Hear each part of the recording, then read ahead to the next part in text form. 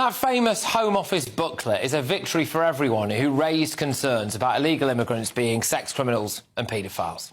It is proof that the Home Office and the Labour government knows full well that there are cultural differences between these men from the third world, and they know full well that we are all being put at risk.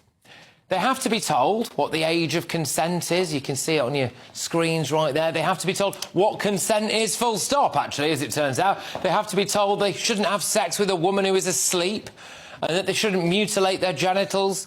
Does anyone really need to be told these things? Something this booklet doesn't seem to tell them, though, is that the British have the best sense of humour anywhere in the world, which is why, despite all of the anger and outrage, we did what we do best. We took the mickey out of this booklet.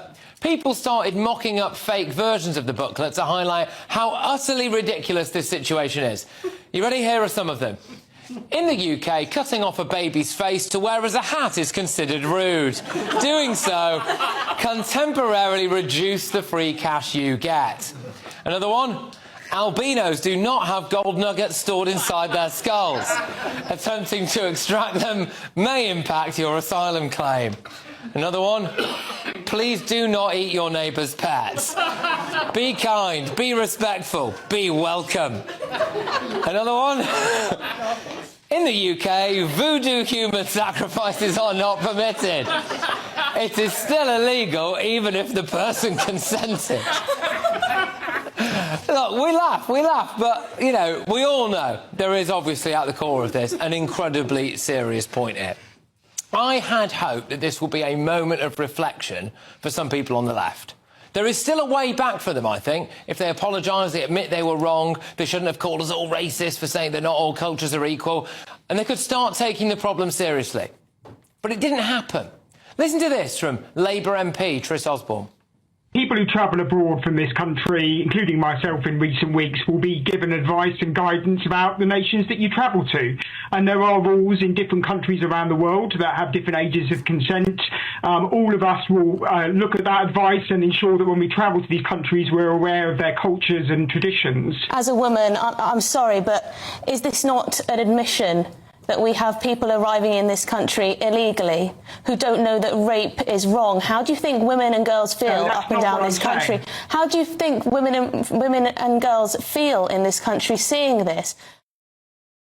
Can we just take a moment to appreciate how absolutely mental what Tris Osborne said that was? Oh, yeah, well, Brits, we go abroad, we all land at the airport.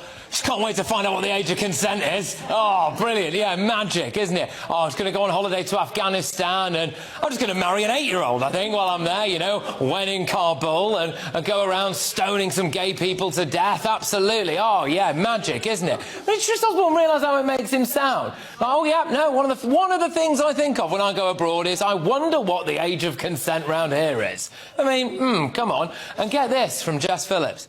I understand people are interested because it's asylum seekers. At the exact same time, the Home Office ran a multi-million-pound scheme for men across the entirety of the country. I mean, I haven't actually seen the documents that you're referring to. Look, I haven't actually seen the documents that you're referring to, but actually it's as important. I used to run a project for sexual violence victims from Poland, for example. Full bingo card there. Let's work our way through it. All right. All men are the problem.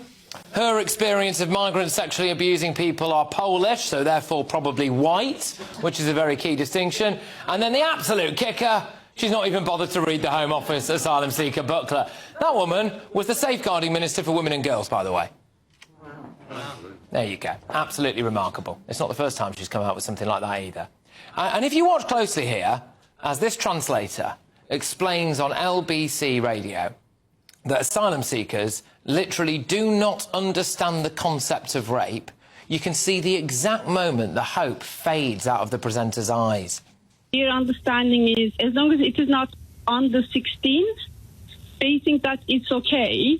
And if the girl is, for example, coming out of a club, quite drunk, asking for a lighter, to them it's okay. She's giving the green light. So